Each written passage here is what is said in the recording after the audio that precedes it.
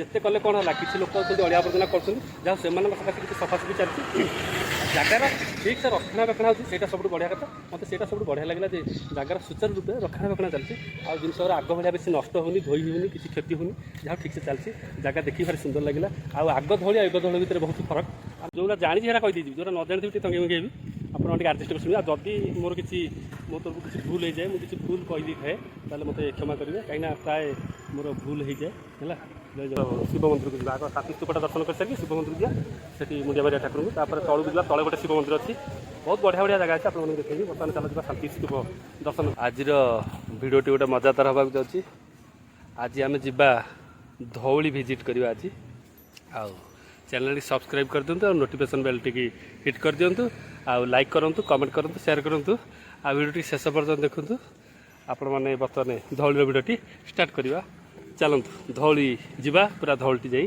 धौली रास्त देखा रही जय जगन्नाथ।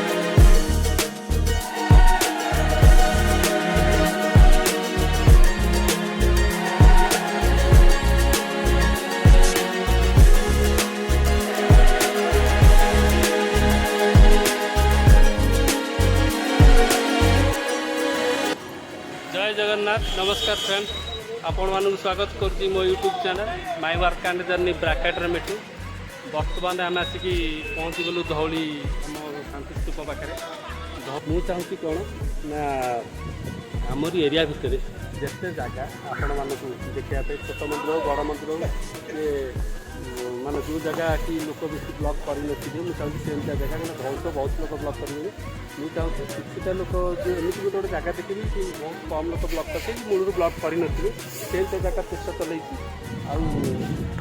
आपगा बहुत गुड़े जगार संधान कर भल भल जगह न्यू जगह प्लेस जो जगह मैंने कहीं जाइन सेमती जगह संधान चलाऊँगी आपण मानक वीडियो माध्यम देखिए आपण मानक निर्भर आपण मैंने जिते भिडियोटी शेयर करेंगे भिडियोटी देखिए भिडियोटी लाइक करेंगे भिडियोटी कमेंट देवे भिडियोटी सब्सक्राइब बढ़ेंगे से मोर आहरी आगू जावाई इच्छा हम आने 6 वर्ष तले 6 वर्ष भितर मैं टोटाल आसनी जगह को आम घर ठार मात्र 7 किलोमीटर कि 6 वर्ष पर आज आसी बुलापाई बहुत गुड़े जिन चेंज हो जाए ये आम 15 वर्ष थर आज आस बर्तमान आम जाऊँ शांतिस्तूप आड़िकी आमर यहाँ हूँ धौलीर फास्ट स्टेज जोटा कि प्रथम आसिक यही जगह पहुँचा पड़े तापर यही जगार ही पाहाच कर जावाई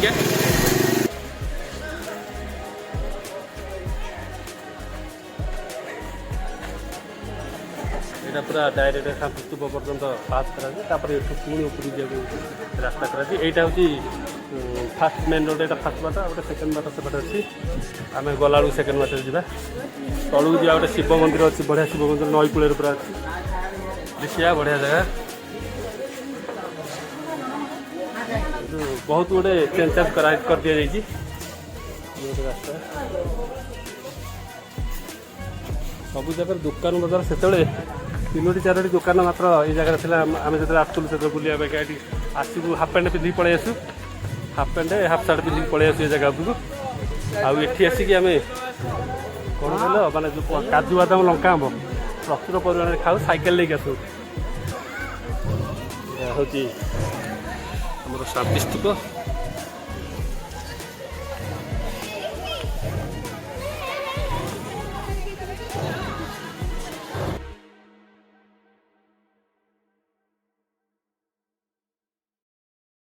आ भितर गोटे चिमिरी गुहा जो आमर जो अशोकर जो शांतिस्तूपर जो फाउंडेसनटा है से फाउंडेसन तलटा खोला अच्छे तले ଚିମିରି ଗୁହା ଅଛି ଦେଖିବେ ଆପଣମାନେ।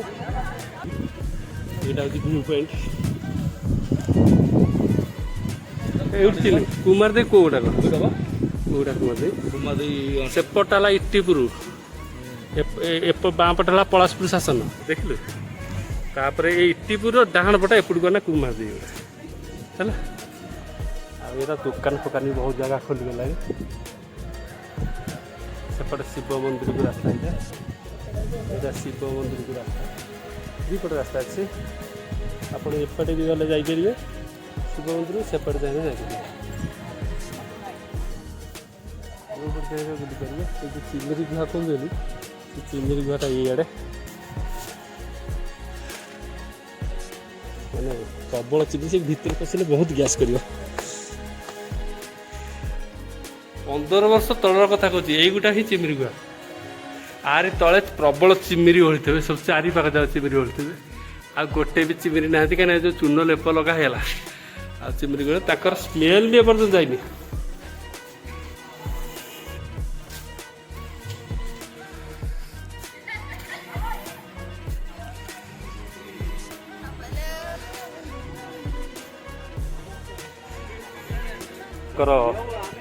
ବୁଦ୍ଧଙ୍କୁ, ଭଗବାନ ବୁଦ୍ଧଙ୍କୁ ଯେଉଁଠି ସ୍ଥାପିତ କରାଯାଇଛି, ଯେଉଁ ଜାଗାରେ ବୁଦ୍ଧ ପୂଜା ପାଉଛନ୍ତି, ସେଇ ଜାଗାକୁ ଯିବା। ସେଠାରୁ ଶିବ ମନ୍ଦିରକୁ ଯିବା। ଆଗ ଶାନ୍ତି ସ୍ତୂପଟା ଦର୍ଶନ କରିସାରିକି ଶିବ ମନ୍ଦିରକୁ ଯିବା, ସେଠି ମୁଣ୍ଡିଆ ମାରିବା ଠାକୁରଙ୍କୁ। ତାପରେ ତଳକୁ ଯିବା, ତଳେ ଗୋଟେ ଶିବ ମନ୍ଦିର ଅଛି। ବହୁତ ବଢ଼ିଆ ବଢ଼ିଆ ଜାଗା ଅଛି, ଆପଣମାନଙ୍କୁ ଦେଖେଇବି। ବର୍ତ୍ତମାନ ଚାଲ ଯିବା ଶାନ୍ତି ସ୍ତୂପ ଦର୍ଶନ କରିବା।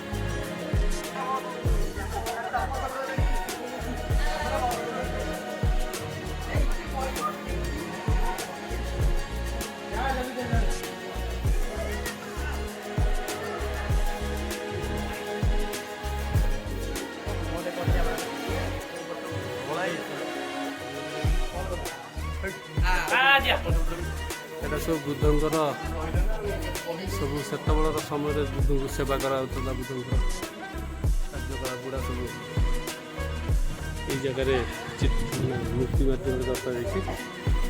କାଠରେ ଖୋଦିତ ଭାବରେ ବର୍ଣ୍ଣନା କରାଯାଇଛି।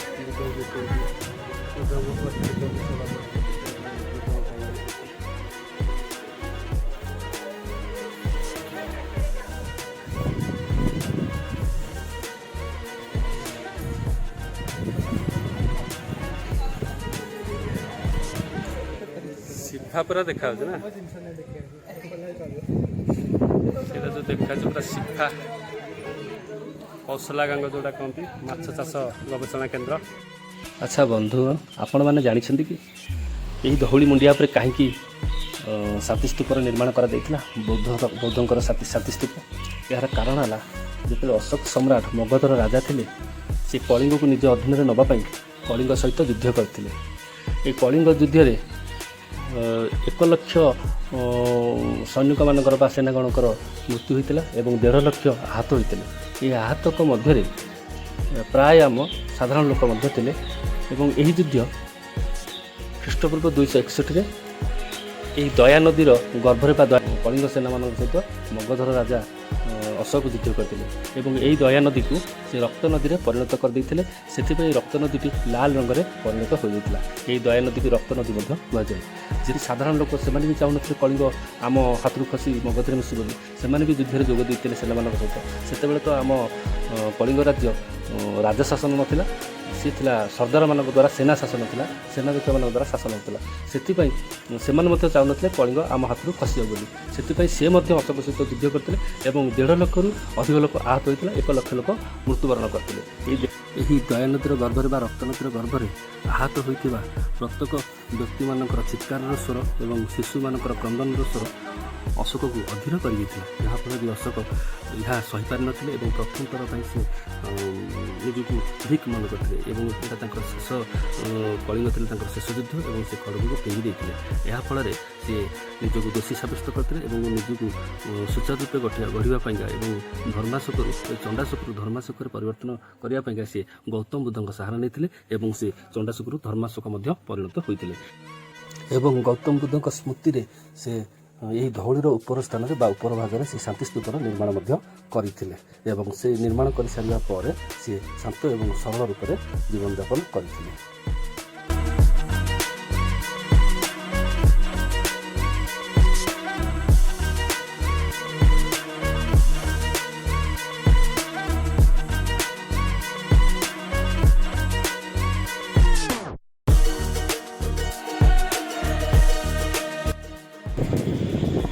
ଜୟ ଜଗନ୍ନାଥ ସାଙ୍ଗମାନେ, ଆପଣମାନଙ୍କୁ ନିଶ୍ଚିତ ଭଲ ଲାଗୁଥିବ। ଆଉ ଏବେ ଆମେ ଶାନ୍ତିସ୍ତୂପ ଦର୍ଶନ କରିସାରିଲେ। ଶାନ୍ତିସ୍ତୂପ ଦର୍ଶନ କରିସାରିବା ପରେ ବର୍ତ୍ତମାନ ଆମେ ଯିବା ଯେଉଁ ଆଖୁ ମେସିନ୍ ଗୁଡ଼ା ଚାଲୁଛି ସେଟା ଖାଲି ଘଡ଼ଘଡ଼ ହେଉଛି। ଆଉ ଇଏ ଗୋଟେ ବାଟ ତଳ ପଟକୁ ଯିବା ପାଇଁକା ଏଇଟା ଗୋଟେ ବାଟ। ଆମେ ବର୍ତ୍ତମାନ ଏଇପଟ ଦିକେ ଆସିଲା ବେଳକୁ ଆଉ ଏ ରାସ୍ତାଟା ଯାଇଛି ଆମର ଶିବ ମନ୍ଦିର। ଏଇଟା ବହୁତ ପୁରୁଣା ମନ୍ଦିର, ଯେବେ ବହୁତ ପୁରୁଣା ମନ୍ଦିର। ସେତେବେଳେ ରାସ୍ତା ଖାଲି ଘାସ ଥିଲା ଦୁଇ ସାଇଡ଼୍। ଆପଣମାନେ ଯେଉଁ ରାସ୍ତା ଦେଖୁଛନ୍ତି ଏ ରାସ୍ତା ଖାଲି ଦୁଇ ସାଇଡ଼୍ ଘାସ ଥିଲା। ଏତେ ଦୋକାନ ବଜାର ଏଗୁଡ଼ା ସବୁ ନଥିଲା, ଅଳ୍ପ ଦୋକାନ ଥିଲା। ଦୋକାନ ବି ଥିଲା, ଅଳ୍ପ ଥିଲା, କିନ୍ତୁ ଆଖୁଟା ବହୁତ ପୁରୁଣା। ଯେଉଁ ଆଖୁ ରସ ପିଇବେନି ଏ ଜାଗାରେ ଧଉଳିରେ ବହୁତ ଦିନରୁ ଆମେ ପିଲାବେଳୁ ଏଠି ଆଖୁ ରସ ପିଆଉଛୁ, କିନ୍ତୁ ଆଖୁ ରସଟା ଏଠି ପ୍ରସିଦ୍ଧ। ବହୁତ ଦିନରୁ ଆଖୁ ରସଟା ଆଉ କିଛି ବେଶୀ ନଥିଲା। କାଜୁ କିସମିସ୍ ଏସବୁ ବିକ୍ରି ହୁଏ। ଏ ଜାଗାରେ କାଜୁ ତୋଟା ବହୁତ ଥିଲା, ତେଣୁ କାଜୁ କିସମିସ୍ ଏ ଜାଗାରେ ବିକ୍ରି ହୁଏ। ଆଉ ଆଖୁ ରସ ଏସବୁ ଜିନିଷ ବିକ୍ରି ହୁଏ, କିନ୍ତୁ ଏତେ ଗୁଡ଼ିଏ ଦୋକାନ ବଜାର ନଥିଲା। ଏବେ ସବୁ ବହୁତ ଗୁଡ଼ିଏ ଦୋକାନ ବଜାର କରିଦିଆଯାଇଛି।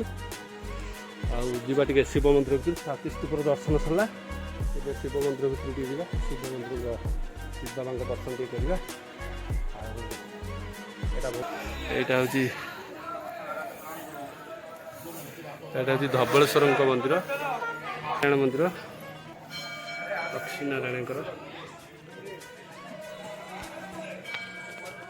ଲକ୍ଷ୍ମୀନାରାୟଣ ପୂଜା କରୁଛନ୍ତି। ଏପଟେ ସେ ଯେଉଁ ଆସିଲେ ଯେଉଁପଟେ ଏପଟେ ଯିବା ବାଟ ଆପଣ ଦେଖାଉଥିଲେ ସେପଟେ, ଏଇଟା ଯିବା ବାଟ। ଏଇଟା ହେଉଛି ମନ୍ଦିରର ଦୃଶ୍ୟ। ଏଠି ଧବଳେଶ୍ୱର ବାବା ଧବଳେଶ୍ୱର ପୂଜା ପାଉଛନ୍ତି।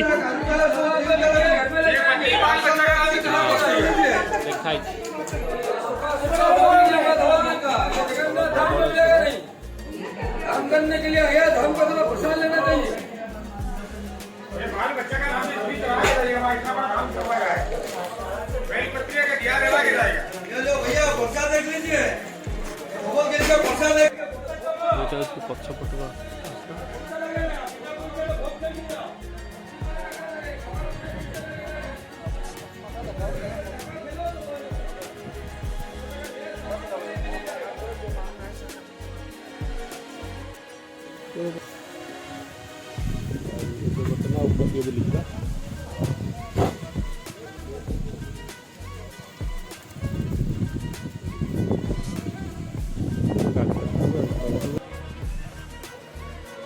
सात किलोमीटर पर्यटन देखा किसी ये देखा कौ पटा कि जापारू कौन एति बुलु बुलु गोड़ कौन है भुवनेश्वर टाउन प्राक्टिकल एपटा जो देखुं ये जगह टोटाल भुवनेश्वर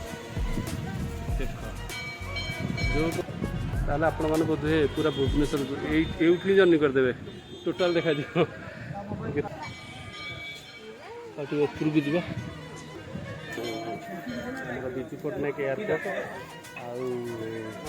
आमर कौन लिंगराज मंदिर एठू पूरा क्लीयर देखा केवल आमर क्लाइमेट क्लीयर नहीं बता कुहुड़ी प्रचुर परिमाण कुहुड़ी सकाशे टोटाल देखा जाऊँ क्लीयर देखा जाता अलग टाइम भितर म्यूजियम फिजियम भितर गोटे जा देखा चारिआडे बुलिकी केमती लगुच मंदिरटा खाली काउ काउ राउ राउ आपण निश्चित भल लगुव आम भुवनेश्वर गोटे कहते जहाँ डायमंड एरिया जोटा सिलेटर भाई ये डबल जहाँ लली खेल लली आम बर्तमान छोट छुआ बाल्टी जाइए छोट छुआ এটা কোন পাঁচটিকা ভবন গোটে কোণ এটা ମୁଁ ଶିବ ମନ୍ଦିର ସେଇ ମନ୍ଦିରକୁ ଯିବା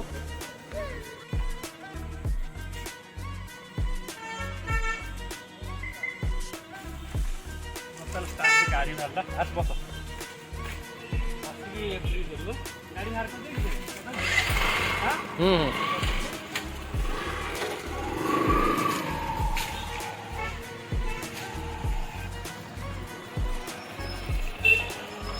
स्टार्ट बंद कर नहीं स्टार्ट बंद कर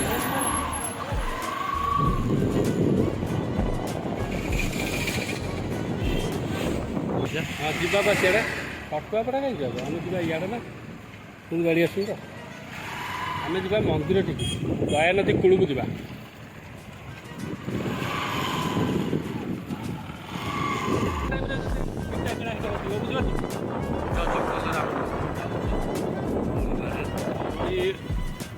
ଅଫା ଅଛି ନା ଇଏ ନଈ ବନ୍ଧ ବସେ ଗଲେ ମଧ୍ୟ ଏଇଟା ଶିବ ମନ୍ଦିର ନଈ କିଣି ଆସିଲା କହନ୍ତୁ ମୋତେ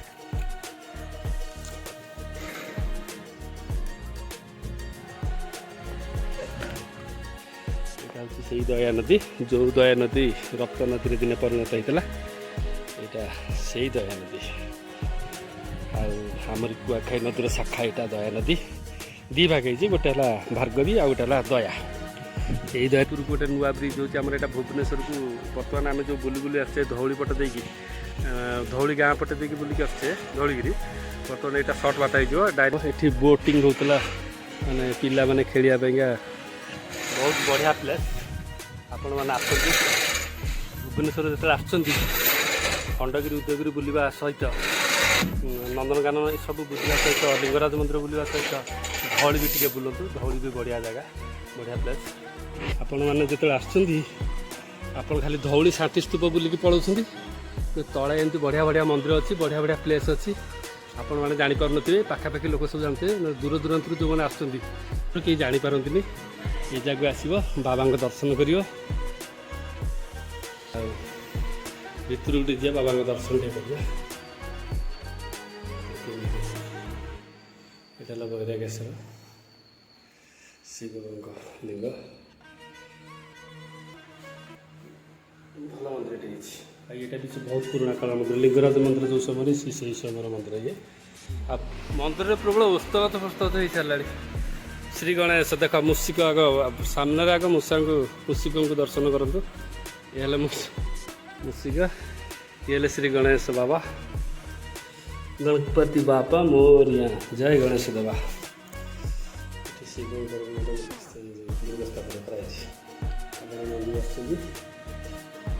ये गणेश देव गणेश बापा बाबा भैरंगेश्वर पूजा सामग्री दुकान सब बंद अच्छे सेपरेट सब भैरंगेश्वर बैरागेश्वर नुह भैरंगेश्वर कि लोक बैरागेश्वर बोली कहते भगवान को जहाँ डाकिले चलो ना धौली स्तूप शांति स्तूप बहुत बढ़िया देखा टिकेट लगुच ना नहीं कहीपर कि भर गोटे गार्डन कराई ये गोटे पिला मो सहित आसला बुलापाई पूरा धौली की भल कि उपभोग कला पूरा चारिआडे जाक तो खाली माड़गला जुआड़े पाइला सियाड़े गाँ मंदिर गला से भाया चारिआडे माड़गला ये कि यही पाखे रोचे कि ये 15 वर्ष है धौली आसी नाला माने आम गाँ बारी पछे छिड़ा पूरा बारीपटू को छिड़ा आम गाँव माने धौली ये जो शांति स्तूपटा क्लीयर देखा पहाड़ भी देखा क्लीयर देखा घर पाख तो कौन गोटे जावा से हिसाब से आम आसुनु गोटे ब्लॉग कर तो आज इच्छा है गोटे करने इच्छा है मुझे चल जा धौली बुलवा देखा टे तो एक्चुअली भल लगे बहुत भी अलग प्रकार डेवलपमेंट है डेवलपमेंट बहुत किसी धीरे धीरे धीरे धीरे କଣ୍ଟେଣ୍ଟ ବଢ଼େଇବାକୁ ଚେଷ୍ଟା କରିବା, ଭଲ ଭଲ ଜାଗା ଆପଣଙ୍କୁ ଦେଖେଇବି। ଆଉ ମୋତେ ଟିକେ କହିବାକୁ ପ୍ରଥମେ ଟିକେ ଅଡ଼ୁଆ ଲାଗୁଥିଲା, କାହିଁକିନା ନୂଆ ଯେତେବେଳେ ଆରମ୍ଭ କଲି ମୋତେ କହିବାକୁ ଟିକେ ଖରାପ ଲାଗେ, ଭଲ ଲାଗେନି। ସାଙ୍ଗସାଥିରେ ଯେତେବେଳେ ଆସେ ମୋତେ ଟିକେ ଲାଜ ଲାଗେ। ଏବେ ଆଉ କିଛି ଅସୁବିଧା ନାହିଁ, ଯେଉଁଠି ପାଉଛି ସେଠି କହିପାରୁଛି। ଆଉ ଏଇଆ ଯେ ଗୋଟେ ଜିନିଷ ମୁଁ ଯେଉଁ ଜିନିଷ ଭଲ କି ଜାଣିନଥିବି କିନ୍ତୁ କହିବାକୁ ଟିକେ ଭଲ ଲାଗେନି। ଆଉ ଯଦି ବାଉଳାରେ କହିଦେଇଥିବି ମୁଁ ତାକୁ ଏଡ଼ିଟିଂରେ କାଟିଦିଏ, ମୋତେ କାଳେ ଭୁଲ ହେଇଯିବ, ଲୋକ ମୋତେ ଇଏ ଭାବିବେ। ସେଇଟା ମୁଁ ଭଲକି ବୁଝିଛି ଯେ ଏବେ ଯେଉଁଟା କହୁଛି ଟିକେ ଭଲକି ବୁଝିଛି କହୁଛି। ଆଉ ଯେଉଁଟା ଜାଣିଛି ସେଟା କହିଦେଇଯିବି, ଯେଉଁଟା ନ ଜାଣିଥିବି ଟିକେ ତଙ୍ଗେଇ ମଙ୍ଗେଇ ହେବି। ଆପଣ ଟିକେ ଆଡ଼ଜଷ୍ଟ କରି ଶୁଣିବେ। ଆଉ ଯଦି ମୋର କିଛି ମୋ ତରଫରୁ କିଛି ଭୁଲ ହେଇଯାଏ, ମୁଁ କିଛି ଭୁଲ କହିଦେଇଥାଏ, ତାହେଲେ ମୋତେ କ୍ଷମା କରିବେ, କାହିଁକିନା ପ୍ରାୟ ମୋର ଭୁଲ ହେଇଯାଏ ହେଲା। ଜୟ ଜଗନ୍ନାଥ।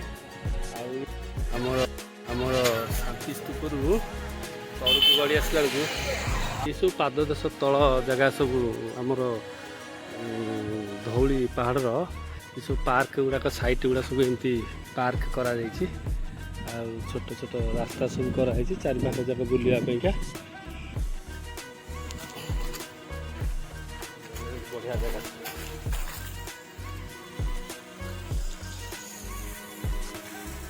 ବୁଦ୍ଧଙ୍କର ସବୁ ମୂର୍ତ୍ତି ସ୍ଥାପିତ କରାଯାଇଛି।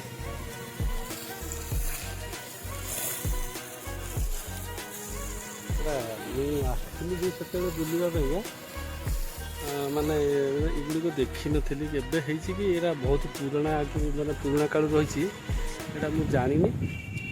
ସବୁ ବୁଦ୍ଧଙ୍କର ସବୁ ଷ୍ଟାଚୁ ଗୁଡ଼ା ଏଠି ନିର୍ମାଣ କରାହେଇଛି। ଏଇଟା ଆଗରୁ ଅଛି ନା ଏଗୁଡ଼ା ଏବେ ରିସେଣ୍ଟ ନିର୍ମାଣ କରାହେଇଛି 15-20 ବର୍ଷ ଭିତରେ, ମୁଁ ଜାଣିନି। ମୁଁ ଏଇଟା ବୁଲିଛି ଏଗୁଡ଼ିକ, ଆ ଭିତରକୁ ବେଶୀ ଆସିନି, ଖାଲି ଧଉଳି ପାହାଡ଼ ଉପରକୁ ଯାଉ ମଜା କରୁ। ଆମର ଯେଉଁ ବୁଦ୍ଧଙ୍କର ଷ୍ଟାଚୁ ଗୁଡ଼ା ସବୁ ହେଇଛି, ଏଇ ଯେଉଁ ଷ୍ଟାଚୁ ଏଇଟା ଏବେ ହେଇଛି ନା ବହୁତ ପୁରୁଣା? ମୁଁ ଆଉ ଦେଖିନି କେବେ ଆଗକୁ। 2000 ମସିହାରେ ହେଇଛି ନା? ଆଚ୍ଛା। ଏଇଟା 10 ବର୍ଷ, 12-13 ବର୍ଷ ହେଲା ଏରା ସବୁ ନିର୍ମାଣ କରାହେଇଛି। କାହିଁକିନା ମୁଁ ସେଇଆ କହୁଛି, ଏଗୁଡ଼ା ନଥିଲା, ଏଗୁଡ଼ା ହେଲା କେମିତି ଆଗରୁ ନା? ଭିତରେ ବହୁତ ବୁଲିଛି, ମୋର ବି ଠିକ୍ସେ ମନେ ପଡ଼ୁନି। ଏଇଟା 2000 ମସିହାରୁ ଏସବୁ ବୁଦ୍ଧଙ୍କର ଷ୍ଟାଚୁ ସବୁ ଯେଉଁ ଦେଖୁଛନ୍ତି, ଏସବୁ ଗୁଡ଼ାକ ନିର୍ମାଣ କରାହେଇଛି। ସେକେଣ୍ଡ ରାସ୍ତାଟି ଦେଖୁଛନ୍ତି, ଏ ବୁଦ୍ଧଙ୍କର ଟିକେ ଦେଖି ଆସିବା ବୁଦ୍ଧଙ୍କ ମୂର୍ତ୍ତି। ଏସବୁ ଷ୍ଟାଚୁ ଏବେ ବନିଯାଇଛି, ଏଇଟା ସବୁ ରିସେଣ୍ଟ ବନିଯାଇଛି। 2000 ମସିହାରେ ଏଇଟା ତିଆରି କରାଯାଇଛି। ଏଇଟା ନଥିଲା ଆଗରୁ, ଏଗୁଡ଼ିକ ନଥିଲା, ଏବେ ଏଗୁଡ଼ାକ ବନିଯାଇଛି। ଯାହା ହଉ ଭଲ ହେଇଛି, ଆଉ ଟିକେ ଜାଗା ଆଟ୍ରାକ୍ଟିଭ୍ ହେଇଯାଇଛି। ଆଟ୍ରାକ୍ଟିଭ୍ ଜାଗାଟା, ଯେତେ ସବୁ ଜିନିଷ ତିଆରି ହେବ ଜାଗାକୁ ସେତେ ପର୍ଯ୍ୟଟକ ଆସିବେ। କାହିଁକିନା ଏଇଟା ଅଶୋକ ସ୍ତମ୍ଭ, ବିରାଟ ବଡ଼ ଅଶୋକ ସ୍ତମ୍ଭ ନିର୍ମାଣ କରାଯାଇଛି। ଏଇଟା ଅଶୋକ ସ୍ତମ୍ଭ। ଆଉ ସେପଟ ଦେଖୁଛନ୍ତି ପିଣ୍ଡି ଗୁଡ଼ାକ। ସ୍କ୍ରିନ୍ ମାନେ ଯିଏ ପଢ଼ିବା କଥା ସ୍କ୍ରିନଶଟ୍ ଜୁମ୍ କରି ପଢ଼ିବେ। ଏଇ ଜାଗାରୁ ହିଁ ପାହାଡ଼ଟି ଷ୍ଟାର୍ଟ ହେଇଛି। ଆ ଭିତରେ ସବୁ ଗଛ ଫଛ ଲାଗିଛି। ଆଉ ଆମେ ଧୀରେ ଧୀରେ ଉପରକୁ ଯିବା। ଏପଟେ ସବୁ ଗୃହ ନିର୍ମାଣ କରାଯାଇଛି। ସବୁ ଯେଉଁମାନେ ଏ ଜାଗାରେ ସବୁ ସର୍ଭିସ୍ କରିଛନ୍ତି ତାଙ୍କ ପାଇଁ ଘର ଗୁଡ଼ା ସବୁ କରାଯାଇଛି ରହିବା ପାଇଁକା। ଆଉ ରାତିରେ ସେ ୱାଚ୍ କରୁଛନ୍ତି, ଜଗୁଛନ୍ତି, ଆଉ ଏ ଜାଗାର ଦେଖାଶୁଣା କରୁଛନ୍ତି। ଆଉ ସେମାନଙ୍କୁ ସବୁ ଦାୟିତ୍ୱ ଦିଆଯାଇଛି। ଯାହାକୁ ଯେଉଁ ଦାୟିତ୍ୱ ଗୁଡ଼ା ଦିଆଯାଇଛି ସେ ଜାଗାରେ ପାଳନ କରୁଛନ୍ତି। ଆଉ ସେଥିପାଇଁ ଏ ଜାଗାରେ ସବୁ ଆଗ ଅପେକ୍ଷା ବହୁତ ସିଷ୍ଟମ୍ ଗୁଡ଼ାକ ଚେଞ୍ଜ କରିଦିଆଯାଇଛି। ହାଇ ସିକ୍ୟୁରିଟିର ବ୍ୟବସ୍ଥା କରାଯାଇଛି। ଯାହା ହଉ ବହୁତ ଡେଭଲପମେଣ୍ଟ କରିଛି ଜାଗା। ଏ ଜାଗାରେ ସବୁ ଏଟା ଉପରେ ଗୋଟେ ପାର୍କ ଭଳିଆ କରାଯାଇଛି।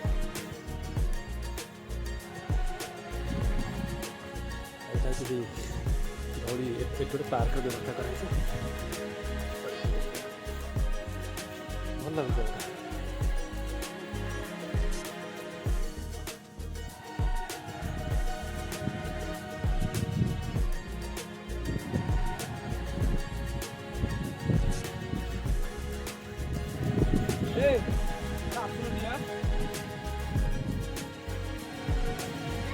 ଆଜିକାଲି ସତ କଥା କହିଲେ ଆମେ ଧଉଳି ଯେତେ ଜାଗା ସବୁ ବୁଲାବୁଲି କରିକି ଆସୁ, ଏଇ ଜାଗାରେ ହିଁ ଆମେ ରେଷ୍ଟ ନେଇଥାଉ ସବୁବେଳେ।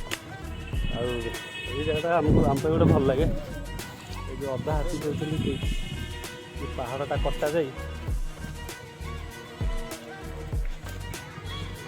ଏଇ ଯେଉଁ ଆପଣମାନଙ୍କୁ ଯେଉଁ କହୁଥିଲେ ଅଧା ହାତୀ, ଏହି ଅଧା ହାତୀର ନାମ ଦିଆଯାଇଥିଲା ଅଶ୍ୱସ୍ତମା। ଏ ହାତୀର ନାମ ହେଲା ଅଶ୍ୱସ୍ତମା, ଏହାକୁ ଅଶ୍ୱସ୍ତମା ବୋଲି ଲୋକେ ଜାଣନ୍ତି।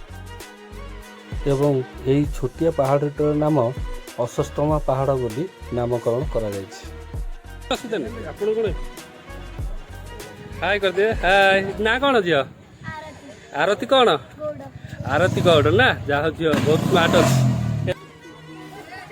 ଏହି ଅଶ୍ୱସ୍ତମା ପାହାଡ଼ର ପାଦ ଦେଶକୁ ଚାଲିଲେ ବ୍ରାହ୍ମୀ ଏବଂ ପାର୍ଲି ଲିପିରେ କିଛି ଶିଳାଲେଖା ଲେଖାଯାଇଛି। ଚାଲନ୍ତୁ ସେଗୁଡ଼ିକ ଦେଖିବା।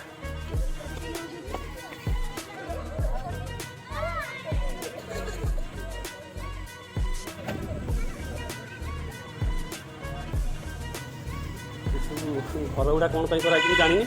ଏସବୁ ପାହାଡ଼ ଭିତରେ କାଳେ ବର୍ଷା ଫର୍ଷା ପଡ଼ିକି ଲିଭିଯିବ ବୋଲି ଏମିତି ଘରର ସିଷ୍ଟମ୍ କରିଦିଆଯାଇଛି। ଆଉ ଏଥିରେ ସବୁ ଲିପି ଅଛି, ଲେଖା ଅଛି। ଏହି ଲେଖାଗୁଡ଼ିକ ବ୍ରାହ୍ମୀ ଭାଷା ଏବଂ ପାର୍ଲି ଭାଷାରେ ଲିପିବଦ୍ଧ ଅଛି। ଖୋଦିତ ଆକାରରେ ଏହି ଲେଖାଗୁଡ଼ିକ ରହିଛି। ଏହାର ରକ୍ଷଣାବେକ୍ଷଣ ପାଇଁକା ମାନେ ବହୁତ ଗୁଡ଼ିଏ ଜିନିଷ ଆଦିରୁ ମାନେ ପାଣି ଆଉ ପବନ ବାଜିକି ବହୁତ ଜିନିଷ ଆଦିରୁ ନଷ୍ଟ ହୋଇଯାଇଛି। ସେଥିପାଇଁ ଏହାର ସୁରକ୍ଷା ପାଇଁ ସ୍ୱତନ୍ତ୍ର ରୂପେ ଏବେ ସରକାର ତା ପାଇଁ ସ୍ୱତନ୍ତ୍ର ଗୋଟେ ଘର କରିଦେଇକି ଜାଲି ସିଷ୍ଟମ୍ କରିକି ଆଉ ବର୍ଷା ପାଣି ପଡ଼ିବାର ନାହିଁ କି ପବନର କୌଣସି କ୍ଷୟକ୍ଷତି ହେବା ପାଇଁକା ଏଇ ଟାଇପ୍ର ଗୋଟେ ଘର କରିଦିଆଯାଇଛି। ଯାହା ହଉ ସରକାରଙ୍କର ଗୋଟେ ଭଲ ପଦକ୍ଷେପ। ଏଗୁଡ଼ିକ ଯେଉଁ ଜିନିଷ ଗୁଡ଼ାକ ଧୀରେ ଧୀରେ ଲୋପ ପାଇଯିବାକୁ ବସିଥିଲା, ଧୀରେ ଧୀରେ ତା'ର ଚିହ୍ନବର୍ଣ୍ଣ ଲିଭିଯିବାକୁ ବସିଥିଲା, ସେ ଜାଗା ଗୁଡ଼ା ସରକାର ମାଧ୍ୟମରେ ତାକୁ ସ୍ଥାୟୀ କରାଯାଉଛି ଭଲ ଭାବରେ। ସେ ଜିନିଷଟା ଆଜି ଆମେ ଜାଣିବାକୁ ପାଉଛୁ। ଜୟ ଜଗନ୍ନାଥ। ଯାହା ହଉ ସରକାରଙ୍କର ଗୋଟେ ଭଲ ପଦକ୍ଷେପ କ'ଣ ନା, ଯେଉଁ ଜିନିଷ ଗୁଡ଼ାକ ଧୀରେ ଧୀରେ ଲୋପ ପାଇବାକୁ ବସିଥିଲା, ଆମେ ଖାଲି ଏଇ ଧଉଳିଗିରି ନୁହଁ, ଖଣ୍ଡଗିରି, ଉଦୟଗିରି ଏବଂ ଯେକୌଣସି ଗୋଟେ ମାନେ ଆମ ଐତିହାସିକ ଜାଗା, ଟେମ୍ପୁଲ୍ ଏରିଆ ମାନେ ଯେଉଁଟା ବହୁତ ହିଷ୍ଟୋରିକାଲ୍ ଟେମ୍ପୁଲ୍, ଯେଉଁଟା ବହୁତ ପୁରୁଣା କାଳ ଯେଉଁ ଟେମ୍ପୁଲ୍ ଗୁଡ଼ା ରହିଆସିଛି, ତା'ର ରକ୍ଷଣାବେକ୍ଷଣ ପାଇଁକା ଜିନିଷ ଗୁଡ଼ାକ ଧୋଇ ଯାଉଛି, ଯେଉଁ ପାଣି ଖରା ବର୍ଷା ଖାଇକି ନଷ୍ଟ ହେଇଯାଉଛି, ତା'ର ଧନ୍ୟବାଦ ଦେବି ସେମାନଙ୍କୁ ଯେଉଁମାନେ ସରକାରଙ୍କ ମାଧ୍ୟମରେ ଯେଉଁମାନେ ଚାକିରି କରୁଛନ୍ତି ବା ସର୍ଭିସ୍ କରୁଛନ୍ତି, ସେମାନେ ଠିକ୍ସେ ସର୍ଭିସ୍ କରୁଛନ୍ତି। ସେଇଟା ପାଇଁ ଯେତେ କଲେ କ'ଣ ହେଲା, କିଛି ଲୋକ ଅଛନ୍ତି ଅଳିଆ ଆବର୍ଜନା କରୁଛନ୍ତି, ଯାହା ସେମାନଙ୍କ ପାଖରେ କିଛି ସଫାସଫି ଚାଲିଛି। ଜାଗାର ଠିକ୍ସେ ରକ୍ଷଣାବେକ୍ଷଣ ହେଉଛି, ସେଇଟା ସବୁଠୁ ବଢ଼ିଆ କଥା। ମୋତେ ସେଇଟା ସବୁଠୁ ବଢ଼ିଆ ଲାଗିଲା ଯେ ଜାଗାର ସୁଚାରୁ ରୂପେ ରକ୍ଷଣାବେକ୍ଷଣ ଚାଲିଛି। ଆଉ ଜିନିଷର ଆଗ ଭଳିଆ ବେଶୀ ନଷ୍ଟ ହେଉନି, ଧୋଇ ହେଉନି, କିଛି କ୍ଷତି ହେଉନି, ଯାହା ଠିକ୍ସେ ଚାଲିଛି। ଜାଗା ଦେଖିକି ଭାରି ସୁନ୍ଦର ଲାଗିଲା। ଆଉ ଆଗ ଧଳି ଆଉ ଏଗ ଧଳି ଭିତରେ ବହୁତ ଫରକ, ମାନେ ବହୁତ ଫରକ ମାନେ ଆକାଶ ପାତାଳ ଫରକ। ଏବେ ବହୁତ ଡେଭଲପମେଣ୍ଟ କରିଛି ଆମର। ଜୟ ଜଗନ୍ନାଥ, ନମସ୍କାର।